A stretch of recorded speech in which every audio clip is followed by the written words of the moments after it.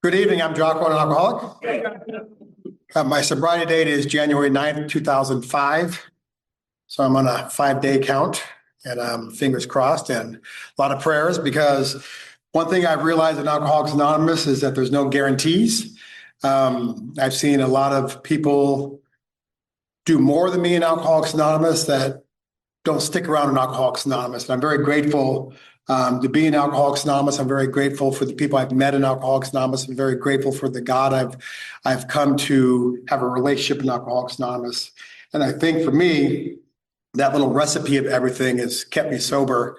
And I do know that if I continue to keep doing what I've been doing for 20 years, I should be okay in 5 days. But we will see. I'm at this meeting every Sunday, and I'm very grateful I started coming to this meeting. I'm usually found in the very back row over there. So a quick little shout out to the rest of my slippers and loafers back there.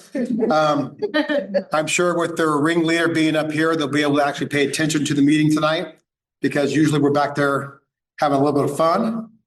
I'd like to welcome, if you're new to Alcoholics Anonymous, especially if this is your first meeting in AA. I know my first meeting in Alcoholics Anonymous was not a pleasant thing to be in. I took a look at the people in the rooms of Alcoholics Anonymous. I said, these people are going to be the people that saved my life. And I almost wanted to get up and walk out, but these are the people that saved my life. And I sat in my first meeting and I remember thinking, what is Alcoholics Anonymous? How's it going to keep me sober? Do I want to stay sober? Do I want to do this work that people talk about? And that first meeting, I couldn't even tell you if I wanted to do all the stuff that I've done. I come from a family of drinkers on both sides. I'm Mexican and Irish. So my father's side's the Mexican side, so they're the hardcore drinkers. My mom's side is the Irish side. They're the hardcore drinkers, the hardcore druggers, and the hardcore fighters. Loved the mom side. Loved the mom side. And so growing up, all I was surrounded by was drinking. It was normal for people to go to the bars 7 days a week. It was normal for people to be out on Wednesday night at 2:00 in the morning, come home, wake up and go to work. And I remember reading something I believe it's in the doctor's opinion, that says alcoholic's life is his only normal life. So I never thought I was an alcoholic. I was a family member of people who drank. And the people that we hung around with drank like we drank. So there was no gauging, like I drink more than this person or I don't drink like that person. We drank alike. And so that was the normal life that we grew up in. And I remember my father would always tell me, do what you want. Drink as long as you want, drink as hard as you want, get up and go to work the next day. He goes, once you stop doing that, he goes, then you got a problem with alcohol. And I said to myself, I will go to work every day. And I did that for a lot of years. When I was much younger, I remember being at home and watching my dad and my aunts and my uncles on both sides. My mom never drank. She stopped drinking when she got pregnant. I don't think she was ever an alcoholic. I don't even think she was a hardcore drinker. I think she just drank because my dad drank. But when she got pregnant with my oldest brother, she stopped drinking, stopped smoking, and she was done. And she never picked up again. But I remember watching on both sides of the family, watching everybody going out, everybody coming back, laughing, having a good time. And me thinking as a little kid, thinking, this is what I want to do when I grow up. Look how fun this is, because in all appearances, it was fun, right? No one talked about the loneliness of alcoholism, which I've experienced. And I could probably safely say everybody in my family has experienced, but we just don't talk about it, right? I don't go to the bar and would ask my bartender, hey, are you feeling sad today? What can I do for you? You just don't talk about that stuff, and I grew up in a family that you did not talk about your feelings. You would hug, you would tell somebody you loved them, but you didn't talk about what was going on inside. We were definitely that family in the neighborhood that had the prestige front yard and all the weeds in the back, right? Kind of like my house today a little bit. Got a nice front yard, got some weeds in the back, not much. But growing up in that type of atmosphere, once I was able to drink, I took to it. That was in high school. And I wasn't the type of person like you hear in AA that was like uncomfortable in their skin or didn't fit in. I was an athlete. I played sports. I participated in the community. I coached youth football, coached high school football. I did all this stuff that, if you looked at me, would say that he's just a normal guy, and parties a lot after the games. Now, if you talk to me like during the games or at practice and you actually smelled me, you would know it wasn't after the games. It was something I did 7 days a week. But I remember in high school, I was able to start drinking like openly, at high school parties and whatnot. And I was about 270 in high school and had a big beard. And I remember thinking to myself, I bet you I can get into a bar and no one's going to say anything. And I grew up in Martinez. And so I went downtown Martinez because I have some very lovely establishments down there. And I went downtown Martinez and I walked into this bar that used to be on the waterfront. It was called the Albatross. And I sat down at the end of the bar and this bartender kind of like shuffled over to me. He was a really old guy. And he goes, what do you want? And my dad drank vodka 7. So I said, give me a vodka 7. And he poured the drink and he gave it to me. And I drank it. And I said, hit me up again. And he poured it and drank it. And I asked him, I said, what nights do you work here? And he goes, I work every Friday and Saturday. I was a senior in high school. I was 17, 18 years old. And I remember my thought process was, he never carded me. He's not going to card me next week. He's not going to card me moving forward. And I started a relationship with that guy. Good relationship. You got to have great relationships with your bartenders. And I started a relationship with that guy every Friday and Saturday. I'd get out of school. I'd go home, depending on the season. I'd play my football game. I'd go back to the locker room. All my friends would go out to high school parties. I'd hop in my car, go down Martinez, and I'd go to the bar. And I started drinking like I wanted to drink, like I saw my family drink. Like I saw my family drink and I saw the people around me drink.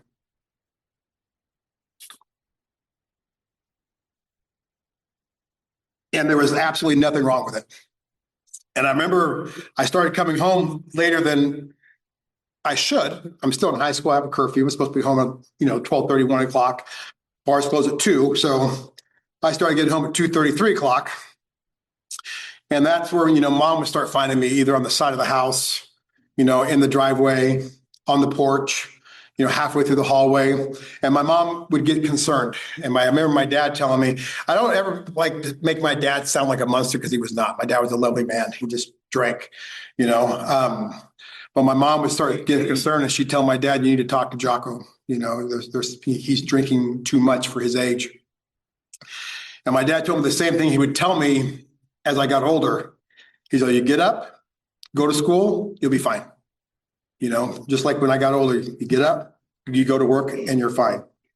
And I did that. I never missed school, and I never missed when I started drinking at bars of age, I never missed work, and that's what I was. I was a bar drinker. I'm not the type of guy that got DUIs, never had a DUI. I've unfortunately spent the night in jail. That was related to drinking, but not because of a DUI or anything like that. I was just an alcoholic, and I never knew I had a problem. I was the type of guy that our book talks about. When I start drinking, I can't stop. And I never realized that, I always thought, I remember waking up the next day and my thought process always was, I should have never had that last drink. That last drink put me over the edge. And that was it, my story for years. I should have never had that last drink. And I got to Alcoholics Anonymous and they said, the first drink gets you. And I was like, what the hell are you talking about? I don't get drunk at that first drink. It's like that, 2 a.m. last shot that puts me over.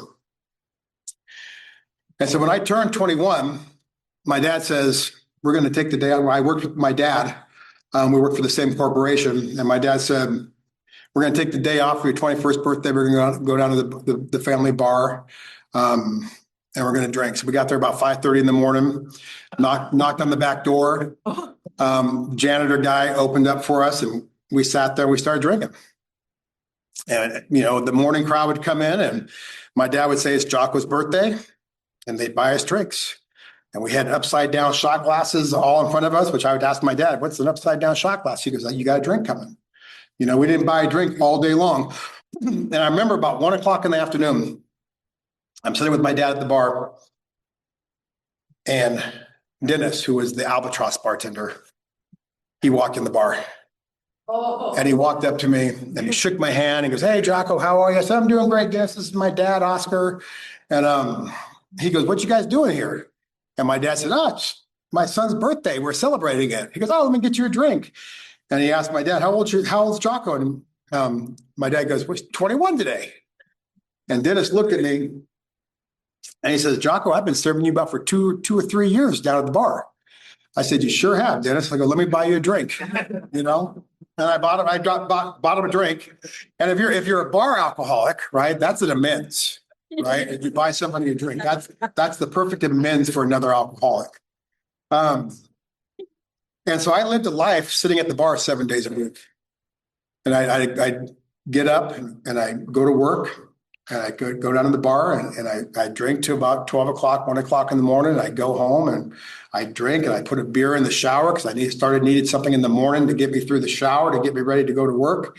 And I did that from 21 to 25. I didn't get sober at 25, but I realized at 25 that my life was going nowhere. And that I started not drinking like the people I've been drinking with for years. Not all those people had a stop, right? But a lot of them went home way before me, and I started noticing when I get down to this family bar that we went to, which wasn't our family, but it was the family bar. I get in there and I'd be around everybody. And after about an hour of drinking, people start getting away from me, and they didn't want to be around me. The only person that wanted to be around me was my dad. My mom asked me to stop coming over to the house. My sister says, me and Craig talked, we don't want you to come over to our house. My 2 younger brothers said, hey, we don't want you coming over to our house either. And so my relationship with my family went downhill. And sitting there at 25, I was thinking to myself, this is what my life's become. I go to work and I drink. And now I started missing work at 25. I started missing work and, started telling myself, well, it's okay if I miss a couple of days here because I have all this sick time and whatnot. And at 25, I tried to commit suicide. I was done with my life. And obviously I failed at that miserably, like I failed at most things in my life. And I remember waking up or coming to the next morning. And my first thought was, you could not even do that right, and your life is just horrible. And so I made a decision right then and there that I was just going to drink, and what happened in my life would happen. If I died one day in a car accident, or if I killed somebody and went to prison for the rest of my life, that was just going to be the way it was going to be. And I was okay with that. And so what happened was from 25 to about 30 or 31-ish, I started drinking at work. And I had this job that I had for 25 years. This corporation was a huge corporation.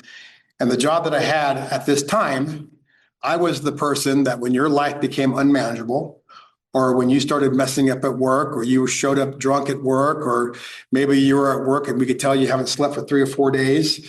I was the one who called EAP and said, hey, I think you need to go down and talk to EAP and get your life together, man. We want you here at this corporation. We need you here at this corporation, and let's get you taken care of. And in the meantime, I'm saving all these people in my mind, saving these people's lives, right, in my mind, and I'm killing myself, And so I put myself on graveyard. And I put myself on graveyard so I could start drinking the way I want to drink at work. It was nice because I did the schedule. I knew who would be working on graveyard, and I obviously knew that graveyard people are a little bit different than the normal person. So I could drink openly if I wanted to, but I planned not to. And so I'd go out in my car and I'd drink, and I'd come upstairs, go back to my office, go to my car and drink, come upstairs, go back to my office. And I did that for months. And what happened for me and how I got introduced to Alcoholics Anonymous was I left work one day and I went home, drank, fell asleep, and my phone started ringing. And I answered it, and it was EAP for my corporation. And it was my EAP rep. Her name was Jan, and I later learned that Jan was part of our 12-step program, and I really think Jan saved my life. But Jan says, "Hey, Jocko, I need you to come into my office, and we need to talk." And I started racking my brain. I'm thinking, I haven't sent anybody to her in a month or two. What does she want to talk about? And I said, "Well, Jan," I said, "I just woke up. I got a shower. I said, my shift starts at 7:30. I'll come in a couple hours early and we could talk." And she goes, "Nope, you need to come in now." I said, "Well, what's this about?" She goes, "We need to talk to you about your drinking on the job." And I said, "Jan, I do not drink on the job." I go, "There's no way that I would jeopardize my career." And she goes, "Jocko, you called me at 2:00 in the morning and said that you were drunk and you wanted help. I do not ask for help. 20 years sober, and I rarely ask for help today." And I said, "Jan," I said, I think you're mistaken." And she goes, "Come in and listen to the voicemail." And so I came in, I showered up. I think I drank my beer in the shower like I normally do, brushed my teeth and went down and sat in her office, and she plays the voicemail, and it was a landline back then, and so it says, "You have one saved message from Jocko." And I went, "Oh shit." And there it was, telling her I was drunk on the job and I wanted help. And I told Jan, I said, "I don't know what I was thinking." I said, "But I don't think I need help." I said, and we talked like for a couple hours, and I said, I think I'm just going to stop drinking, and I'll be fine with that. And she looked at me and she says, "Jocko, people like you just don't stop drinking." She goes, "I deal with people like you every day, and you people don't stop drinking." And I said, "Well, Jan," I said, "what does this mean? What do we have to do?" And she says, "Well, we're going to, send you away for a while." And I said, "If I leave this corporation, it's going to go belly up." And I was like, "I can't." I said, "The corporation needs me, And she looked at me and she kind of chuckled, like I would chuckle if someone told me that, And she goes, "We're going to send you to a 28-day program. You're going to be on paid medical leave." Now, I heard paid, right? So my willingness went like that. I was like, "Let's do it right now," And she sent me to a program. Had to go to a detox first because I was still ringing of alcohol. But she sent me to a program. And that program introduced me to Alcoholics Anonymous. That program had H and I come in. And one of the first persons that I met in Alcoholics Anonymous is Ace S. And a lot of you guys know Ace. And he's the first person I've ever met at AA. He came in on a Sunday and he did a 12 and 12 study. And he talked to us. And he talked to us about his experience in Alcoholics Anonymous and what it gave him. Right? And the work that he does in Alcoholics Anonymous. And I remember thinking to myself, well, that might have worked for him, right? And worked for the other people coming in, but I don't think it's going to work for me. And I was sitting next to a guy that I became really good friends with in this rehab. His name was George. George, he called himself a retreader. He goes, he's been to 26 different rehabs, he's been in and out of AA his whole life. And he goes, he just can't get it. So, of course, I gravitated towards George, And George had a stroke from multiple relapses and probably some drug abuse. And he was, paralyzed somewhat on his right side. His left side worked well, and he drove a 5-speed 5.0 Mustang. And that was very interesting. And he goes, "Well, I'm going to take you to some AA meetings when we get out of here." And I said, "Well, whatever, George, And he called me up and he goes, "Hey," "I'm going to take you to an AA meeting." He goes, "It's at Pleasant Hill Civic. It's a step 11 meeting." He goes, I really think you're going to like it." I knew nothing about the steps, let alone step 11. And we walked in there and we sat down, and this guy talked about meditation. He talked about connection with God. And I was like, what the hell is this? I was like, this is not what I want. This is not what's going to keep me sober. This is not what, everybody else says works for them. I said, there's no way in heck this stuff could work. And we left that meeting, and George must have looked at my face, and he said, forget about this meeting. He goes, tomorrow morning, I'm going to pick you up at 5 a.m. and we're going to go down to the trenches. And I said, okay. I don't know what the trenches were, but I said, okay. And he picked me up, and we drove down to the Concord Fellowship, and definitely the trenches. However, I spent 2 years at the Concord Fellowship getting sober. 6:30 a.m., 7 days a week was my go-to every day until my offices moved out to San Ramon. And I walked into there on a Thursday morning, and there was a bunch of people sitting at this front table that were old. And now they were probably as old as I am today, but they were old. And I walked in, I sat next to this gentleman named Luke, and they were laughing, like belly laughing at 5:15 in the morning. And I remember thinking to myself, I have not laughed like this in years. There was nothing fun about my life. There was nothing to chuckle. There was nothing to reminisce. There was nothing to say, oh, that was a great time. And so I stayed at that table. And I remember Luke asking me, what are you doing here? And I was like, I don't know. I said, George picked me up and said he was taking me down here. And he goes, you want to stay sober? I said, I think I do. I knew I didn't want to drink. That's the only thing I knew, that I didn't want to drink. How that was going to happen, I had no clue. And Luke says, well, meet me down here tomorrow. Now, Luke never sponsored me, but he goes, meet me down here tomorrow morning at 5 a.m. We're going to clean the fellowship. We do it every Friday morning. We get pine salt. Like the pine salt crew. He said, we get pine salt, we clean everything. I said, okay. And so I went down there at 5 o'clock in the morning and started cleaning the Concord Fellowship bathrooms. Very disgusting. Yeah. But I did that every Friday for 2 years. Mop the floors, clean the bathrooms, anything that Luke said you need to do, right? And so I got a sponsor during that first year. And like most people who are new, I shouldn't say most people, but some people that are new, I did what they did with their first sponsor. A lot of lying, right? A lot of, I'll be at the meeting. Hey, were you at the meeting? Yes, I was. I didn't see you there. I was there. I must have been outside smoking, right? It was these little lies, right? I remember doing my fifth step with my first sponsor. I don't even think it was my fifth step. I don't think it was my fourth step, right? It was just stories that I just came up with or whatnot. And it wasn't him, right? It was me. Here was a guy that just wanted to help me.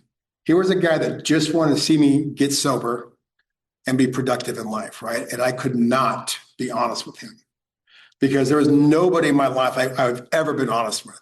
There's nobody in my life that I could ever sit down and say, hey, this is what's going on with me. What do you suggest I do? I didn't have anybody in my life. I had a bartender, So I spent a year at that first sponsor, right? And if you stay not drinking for a year and you're dishonest, right? And you just kind of hanging out with people in Alcoholics Anonymous and you're seeing people who are doing the program around you, how their lives are getting better, you become miserable pretty quick, And I remember thinking after a year, I said, I'm just going to stop drinking. I said, I haven't drank for a year. I said, I'm going to walk away from AA and not drink. I said, I already got a year under my belt. I'm good, right? A friend of mine that I used to rip and roar with came in 6 months after me. And he was going to like nursery 2 on Monday nights and nursery 3 on Wednesday nights. And he was telling me, Jocko, you need to come to these meetings with me. And I was like, I've been to those meetings. I don't like them. There's too many people. I go, I don't think those guys are really sober anyways. I said, it's a lot of stuff. And what it was fear, right? It was fear. I was scared to be around sobriety. I was scared to be around people who were actually applying these steps in their lives. I was petrified to do it. I was scared of what was going to happen to me if I'm not going to be the same person I was when I walked into AA. Thank God I'm not the same person I was when I walked into AA. And so Sean called me every Monday for about 6 weeks. And I finally told Sean, I said, I'll go with you, but you got to stop calling me. I don't ever want to talk to you again. I said, you're a pain in my butt, man. I said, so he picked me up and he took me to the meeting Monday night out on Orinda. And I don't know who the speaker was. A lot of people could tell you, this is the meeting that changed my life and this is who the speaker was. What I do know was the topic was step 12. And the gentleman that the speaker called on to speak, his name was Rick Kay, who I did not know at the time. He started talking about step 12, the principles of step 12. And he was talking about how he tries to treat his wife, how he tries to treat his son, how he tries to treat members of Alcoholics Anonymous, how he tries to treat his employer, how he tries to treat his coworkers and the people that come into his shop and whatnot. So there's about 85 guys in the room. And it felt like it was just him and I in the room. Everything that he said was like he was sitting next to me. And I was in the back row because that's where I sit. I sit in the back row, right? But he said, everything he said, it was like he was sitting next to me saying, this is what I do, and it will work for you if you do it too. So I went up to him after the meeting, introduced myself to him. I said, I need a sponsor. I said, I've been sober for a year. I said, I haven't been honest with my first sponsor. I said, I need somebody to sponsor me and somebody that I'm willing to allow to help me. And he goes, well, the first thing you're going to do is you're going to go to that first sponsor. You're going to thank him for his time and you're going to get honest with him. And I did that. The next morning I went to Dan's house and I sat down with Dan and I talked to him about for 4 or 5 hours and I got honest with him with everything I was dishonest with. I got honest with him about. Dan gave me a hug. I still speak to Dan to this day, but Dan gave me a hug and wished me the best. I said, if you ever need anything, you call me. I said, okay. And I walked out to outside of his house. I sat in my truck and I sat down. I remember my shoulders just kind of dropping a little bit. And I was thinking, it's going to be okay. And I've never had that feeling before in my life I could ever remember. I've had it multiple times since, right? But I never had that feeling where I was like, it's going to be okay. And then the second thought that hit me was, I followed somebody's direction in Alcoholics Anonymous, and the outcome was, it's going to be okay. And I was amazed. I was like, wow. And so I got busy with Rick, and Rick got me into the book, got me into step work, showed me how to find a God, which I had no clue on finding, and I was the type of person, I have a little Catholic background. I don't have a church background, but I have a little Catholic background. And so I'd go to church, I'd go to these rock and roll churches and these tent revivals, and I was going everywhere to find God. I was praying like they were telling me to pray, and I just couldn't internalize God to me, right, at all. And that was for months, and I was doing everything my sponsor was telling me to do, how to pray and, be useful and, become the son that your parents deserve and everything like that. And we used to take a meeting to a gentleman named Chuck M. He was a longstanding member, and we used to take a meeting every other Thursday to his house in Orinda. He was dying. He was a great man. And I remember some of the days that we were there, I was the one to help him from the wheelchair back into his bed. I was talking to him one night or one early evening. I got him into his bed and we were just talking. And I said, Chuck, I said, can I ask you something, please? And he goes, yeah, go ahead. You can ask me anything you want. And I said, you're dying. I said, but you feel it. I said, you feel at peace. I said, we come to your house every other week. I said, there's 40 of us, and I said, and you're at peace. I said, how do you get like that? He goes, it's God. It's God in my life. I said, how do you get God in your life? I had no idea. And he goes, you sponsor people? I said, I do sponsor people. He goes, when you're sitting down with that person that you sponsor, or you're sitting down with your sponsor, he goes, how do you feel? I said, I feel useful. I said, I feel at ease. I feel good. Like I have purpose. And he goes, that's God. He goes, God stands between any two alcoholics. And when you're working with another alcoholic, you have God. And you will start seeing that more and more in your life. And that made sense to me. And so I am a firm believer that you're going to find God with another alcoholic and a cup of coffee. You're going to find God from the podium, speaking to a room full of people. You're going to find God answering that phone call when you don't want to answer that phone call. You're going to find God when you're making that phone call when you don't want to make that phone call. There's a lot of things in Alcoholics Anonymous that I do that I think a lot of us do that our minds tell us don't do. Because most things that we do in Alcoholics Anonymous are unselfish. I'm 20 years away from a drink, and I could be just as selfish as I was in day one. I could be just as mean, egotistical, loud, bullyish as I was. The only difference is today, I have more awareness in my life, and I catch those things prior to them coming out. And I could ask God to remove it before I act on it. I'm going to read this real quick because for years I asked what Alcoholics Anonymous was, right? I'd ask my sponsor, I'd get a different answer. I'd ask somebody else, I'd get a different answer. And then I'd have one sponsor who'd be like, you need to start reading, the history of Alcoholics Anonymous. If you want to stick around here, you got to know where we came from, right? So I started reading history. I'm not a big reader, but I started reading stuff. And I came across this. I couldn't tell you what book it's out of, but I came across this, and it was written by Bill W. I was not there, but at least it says it was written by Bill W. And it simply says, it must never be forgotten that the purpose of Alcoholics Anonymous is to sober up alcoholics. There is no religious or spiritual requirement for membership. No demands are made on anyone. An experience is offered which members may accept or reject. That is up to them, Bill W. That statement, when I read it, and I put it in my phone because I never wanted to forget it, that statement, when I read it, hit me so hard. Because all I knew is when I got to Alcoholics Anonymous, I did not want to drink. I didn't know how I was going to drink. I was not drinking when I got here. I don't think I was sober, right? I had all that behavior of an alcoholic. I was that sobered up horse thief when I got here, right? What I do know is the experience that was offered to me once I was willing to accept it has changed my life. It has changed the people's lives around me. I never knew how to explain step 3 to anybody. You could talk to a lot of people in Alcoholics Anonymous, and someone would say, just let it go. You're fine, and just turn it over. It's okay. You'll be fine. And I think, okay, well, that's how you explain step 3. Perfect. What I realized throughout my experience in Alcoholics Anonymous, right? When I'm sitting in the living room, watching a show with my wife, having a conversation with her, or my kids are in the room, we're having a conversation with them. And I could turn to my wife and I could see that she's at peace and she's happy and she's smiling. I know that's step 3 in my life.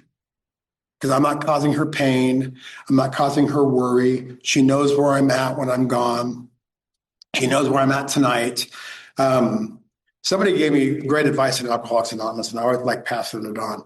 If you cannot tell your spouse what you are doing, you probably should not be doing it. I'm just going to throw that out there right there. But when I got here, right, I didn't want to drink. When I got here, I didn't want to do the work that everybody before me was doing. But when I did that work, right, things happened in my life. I got sober. My behaviors changed. I used to go to some meetings and people would talk about getting sober and getting the big job and getting the big house and getting the big boat. I got sober and got all these prizes. That is not Alcoholics Anonymous. That might be a result, right, of getting your life together. I have been through heartache. I have lost a child in sobriety. I've lost a father to alcoholism, died of kidney failure, died of cirrhosis of the liver. I have stayed sober and helpful and useful through it all. Was not easy at all, right? I adopted 2 of my 3 children. The other one is a child of love. But the 2 that I adopted, Alex and Annabelle, we adopted them out of foster care. Alex was 4.5. Annabelle was 2, and they're siblings. And their first Christmas with them, we were still fostering them. And we were fostering them out for 6 months. And we had, if you're at my house for Christmas, there's usually about 32 of us. You go to my wife's house for Christmas, my in-laws, there's about 58 of them. So we were like really worried about the kids going to be overwhelmed or whatnot, even though they've met everybody. But we went to my parents' house first. And I remember my parents used to do that, does anybody want to talk or give thanks or whatnot? And Alex, who was, I think then 5, he stood up and he goes, I want to say something. And I was like, oh, wow, that's going to be cool. What's he going to say? And he says, you guys are all new to me still, but I understand that you guys are my family now, and I'm grateful for you all. And I used to think right there, I said, wow, that's great. Look what I've done. I changed this kid's life. I took this kid from foster care and I changed his life, And what I realized today, 15 years later, right, that God changed me and allowed me to be useful to these kids and allowed their lives to change. So this year at Christmas, my son now he's 20, in school, getting mechanics certificates and whatnot. My dad's gone, but we're at my mom's house, and my mom's taken over would anybody like to say anything? And Alex stands up and goes, I want to say something. And I'm thinking to myself, he hasn't said anything since he was 5 years old, when we do this. Because we are not, my house, my immediate house, we don't go to church, we don't pray, I pray, but my family doesn't want to pray, so they don't pray. But he stands up and he says, I'm very grateful that Annabelle and I ended up with the last name. I'm very grateful for this family because you guys given me a life that I never thought we would ever have.